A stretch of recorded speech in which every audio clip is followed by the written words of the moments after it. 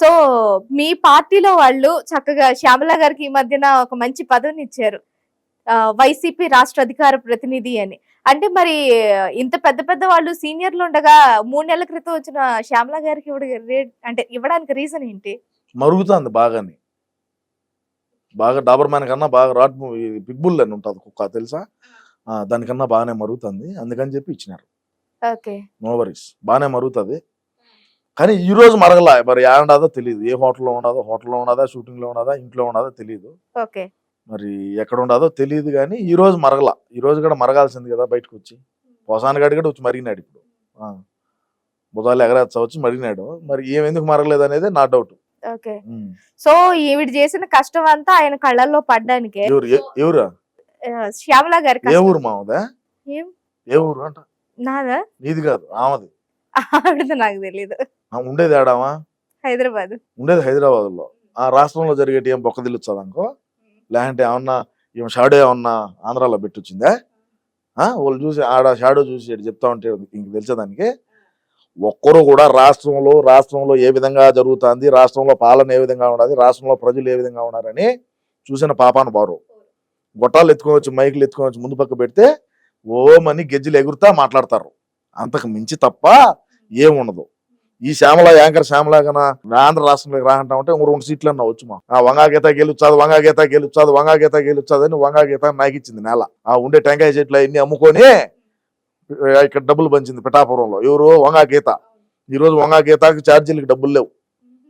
ఎవడు మా అన్న రూపాయి ఇచ్చాడా? శ్రీవారి ఉండిలో వేసింది మళ్ళీ వెనక్కి తీసుకుంటావు నువ్వు. మా అన్నది కూడా అంతే పరిస్థితి. వన్స్ ఇయటమే కానీ ఆయన ఎక్కడి నుంచి తిరిగి ఇయటమే ఉండదు. ఆ యాంకర్ శ్యామలకి ఏదో ఫ్లాట్ ఒకటి ఇచ్చినారు, ఏదో ఒక మంచి విల్లా ఒకటి ఇచ్చినారు.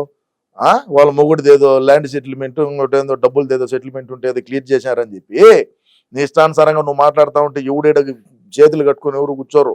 ప్రజాస్వామ్యంలో ఉన్నావు అనేది ఎవరు గుర్తు పెట్టుకొని మాట్లాడాలా. సో ఇందాక మీరు అన్నట్టు కుక్కకు బిస్కెట్లు వేసినట్టు ఒకటి ఇచ్చి మొరగమని వదిలేదు అంతే. ఇంకేం దాంట్లో దానికి ఏం జీతబత్తాలు ఏమన్నా ఇచ్చారనే? ఇలా ఎలక్షన్ టైంలో నాకుతా 5 ఏళ్ళు మరగాల్సిందే ఇంకా. సో ఈ జనాలు మొత్తం 2029 వరకు కూడా ఉంటారన్న నమ్మకాలు ఏం లేవైతే. ఎవరు? ఈ బ్యాచ్ ఎంత, ఈ పేటిఎం బ్యాచ్ ఎంత? ఎవరు ఉండరు, ఒక్కొక్కరే పోతారు. ఎవడున్నా ఎవడు పోయినా అన్నకు నేనుంటా చాలు. అది ఎవడన్నా ఉండి ఎవడన్నా పోని. అన్నను మళ్ళీ ముఖ్యమంత్రిని చేసుకునేదాకా 2039 కానీ 49 అయినా సరే ప్రాణంతో ఉంటే ఖచ్చితంగా ముఖ్యమంత్రిని చేసే వరకు నా ఈ పోరాటం ఆగదు. అట్లా చెప్పే 2024 మోసం చేసి పడేశారు. ఎవరు? మీరే. నేనేం చేశాను? నేను ఆ రోజు అదే మాట మీద ఉండా, ఈ రోజు అదే మాట మీద ఉండా. అన్నను ముఖ్యమంత్రిని చేసేదాకా నా ఈ పోరాటం ఆగదనే చెప్పినా, ఇదే ఈ రోజు అదే చెప్తున్నా. ఒక రోజైనా అదే చెప్తా. ఎప్పుడైనా ఇదే మాట కట్టుబడే ఉంటాడు ఈ సీమరాజా. గుర్తుపెట్టుకోండి. ఏమన్నా మారితే చెప్పలేమేమో, మళ్ళా అదే చెప్తున్నా. పార్టీ మారితే ఏమన్నా చెప్పలేనేమో. ఎందుకన్ను సొంత చెల్లెలే మారింది పోమా స్వామి, మాదేంది బొక్కాడా? సొంత చెల్లెలే మారినప్పుడు తల్లే చెప్పింది మా వాడికి ఓటేద్దు, నా కూతురికి ఓటేయండి, నా కూతురిని గెలిపిండి అని చెప్పి. మరి నాదేంది ఇంకా? ఏదో అన్న మీద ప్రేమతో తోసుకొని పోతా ఉన్నాం. ఎన్ని రోజులు తోస్తాయి నిలబడిన పొద్దు మాట్లాడదాం. సో మీకు కూడా నమ్మకం లేదు మీరు దీంట్లో ఉంటారో లేదు? నమ్మకం లేదంటే నమ్మకం ఉండబట్టే కదా నువ్వు కూర్చొని మాట్లాడుతున్నావు. నమ్మకం లేకంటే నువ్వెందుకు కూర్చొని మాట్లాడతావు? నమ్మకం ఉండబట్టే కదా మరి. ఓకే. ఇందాక మనం మాట్లాడుకున్నాం లడ్డు గురించి, కల్తీ గురించి, పవన్ కళ్యాణ్ ప్రాయశ్చిత్త దీక్ష గురించి. సో పవన్ కళ్యాణ్ గారు కల్తీ జరిగిందని ప్రాయశ్చిత్త దీక్ష చేస్తుంటే మన రోజమ్మ గారు ఒక మాట అనేసారు. అంటే మా ప్రభుత్వంలో అవినీతి జరిగితే మీరెందుకు ప్రాయశ్చిత్త దీక్ష చేస్తున్నారు? చంద్రబాబు నాయుడు గారు చేశారు కాబట్టే మీరు ప్రాయశ్చిత్త దీక్ష చేస్తున్నారు. ఒక తిరుపతి అమ్మాయిగా ఈ 5 ఏళ్లలో తిరుపతి అమ్మాయిగా ఏమా ఎన్నేళ్ళు ఉన్నాయో? వద్ద కిందకి ఎన్నేళ్ళు వచ్చుంటాయి బా? ఒక 50 వచ్చుంటాయా? ఒక తిరుపతి అమ్మాయికి 5 ఏళ్లలో తిరుమల మీద ఏమైనా అన్యాయం జరిగితే నేను చూస్తూ ఊరుకోని, ప్రభుత్వం ఏదైనా అన్యాయం చేస్తే నేను చూస్తూ ఊరుకోను అని మాట్లాడుతుంది కదా. మంచి ప్రశ్న వేసావమ్మా. నీలో అంత కలేజా ఉంటే, నువ్వు ఏ తప్పు చేయకపోతే, నిన్ను ప్రజలు నమ్మితే బాగా గుర్తుపెట్టుకోండి, నిన్ను ప్రజలు నమ్మితే తమిళనాడుకు పోయి ఎందుకు ఈరోజు పూజ చేశావు? అదే తిరుమలకు పోయి దర్శనం చేసుకొని ఒక మైక్ ఒకటి పట్టుకో. నీకు ఒక యూట్యూబ్ ఛానల్ ఉన్నది కదా, ఏదో మొన్న మధ్య డిలీట్ చేసింది అట్నాగిని. అవలే ఏదో ఒక పోల్లు పెట్టింది, మింగినారు జనాలు, డిలీట్ చేసేసింది. ఉమ్. పోతే నువ్వు మైక్ తీసుకొని ఒక కెమెరామెన్ పెట్టుకో, నువ్వే అడుగు స్వయంగా. అబ్బా రోజా కరెక్ట్ మనిషిరా, రోజా కరెక్ట్. గత ప్రభుత్వంలో 2019 నుంచి 2024 వరకు జగనన్న ప్రభుత్వంలో కొండ మీద అన్న ప్రసాదాలు బాగుండాయా, వసతులు బాగుండాయా, లడ్డు బాగుండాదా, మీకు దర్శనం ఎన్ని గంటలకు జరుగుతుంది, అన్నదాన సత్రం లేకపోయి అన్నదానం కాడికి పోయి అన్నదానం కాడ మాట్లాడు, భక్తులు క్యూలో ఉంటారు దర్శనం, వాళ్ళ కాడికి పోయి నువ్వు మాట్లాడు, అదేవిధంగా లడ్డు కౌంటర్ కాడికి పోయి మాట్లాడు, అదేవిధంగా ప్రయాణికులతో బస్సులో పోయేటువంటి ప్రయాణికులతో మాట్లాడు. అన్యమత ప్రచారాలు చేశారు, టికెట్ వెనకలు తెలిసినా మీకు? ఉమ్. అవి చూడు. విజయవాడ నువ్వు- కింద మతాలు మార్పించారని ఎన్నో నువ్వు కొండ మీదకి పోయి స్వయంగా భక్తుల్ని అడుగు. తమిళియన్ ఉంటారు, మలయాళం వాళ్ళు ఉంటారు, నార్త్ వాళ్ళు ఉంటారు, ఈస్ట్ వాళ్ళు ఉంటారు, వెస్ట్ అందరూ ఉంటారు. ముస్లింలు కూడా అంటారు. అందరూ డిక్లరేషన్ ఇచ్చిపోయి ఉంటారు, మా ఓడి మాదిరి కాదులే, అందరూ ఉంటారు కదా. ప్రతి ఒక్కరిని అడుగు. అడిగినప్పుడు నీకు తెలీదా ఏ ప్రభుత్వం బాగుండదు ఏంది కథ అని?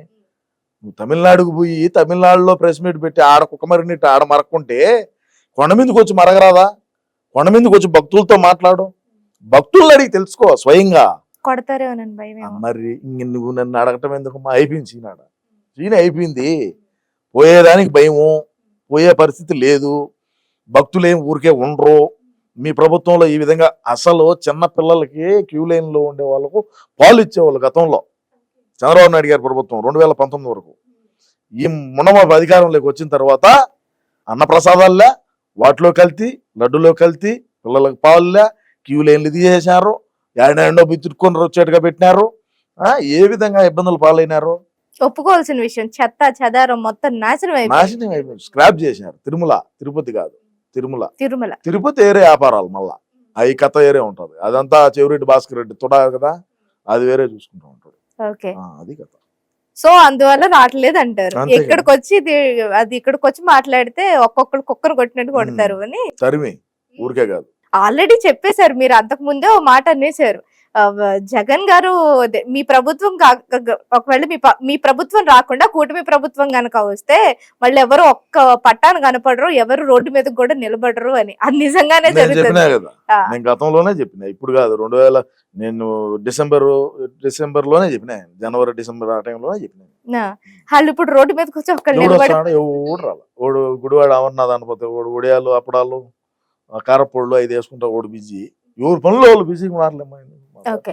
లాస్ట్ అండ్ ఫైనల్ క్వశ్చన్ తో ఎండ్ చేసేస్తున్నాను.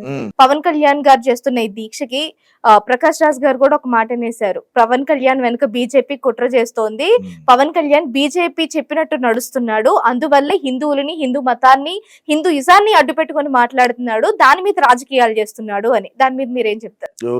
ఎవరు ప్రకాష్ రాజు? ఏ ప్రకాష్ రాజు? సినీ నటుడు. ఏ ఊరైంది? ఇక్కడ కాదులేండి. ఏ ఊరు? కర్ణాటకనా? చెన్నై. ఎవరేం ఆడతానలేదు అంటున్నాగా. ఇటువంటి గడ్డి తినే పవన్ కళ్యాణ్ గారే హెచ్చరించినారు. సినిమా వాళ్ళు ఎవరైనా సరే మీరు మాకు సపోర్ట్గా, అదే హిందూ ధర్మానికి సపోర్ట్గా మాట్లాడండి, లేదా మీ పని మీరు చేసుకోండి. వీడికి ఎందుకంట? వీడు ఏ రోజైనా కొండ మీద పోయినాడా? వీడికి కలియుగ దైవం వెంకటేశ్వర స్వామి గురించి ఏమి తెలుసు? చరిత్ర ఏం తెలుసు? హిందూ ధర్మం ఏంది, సనాతన ధర్మం ఏంది అనేది తెలుసా? తెలిసిన బోకులు ఎవరు మాట్లాడరు. నీ కులం నీ గొప్ప, నీ మతం నీ గొప్ప, నా కులం నాకు గొప్ప, నా మతం నాకు గొప్ప. నేను నిన్ను వేలెత్తి చూపిస్తే తప్పు. ఎవరిని చూపించకూడదు.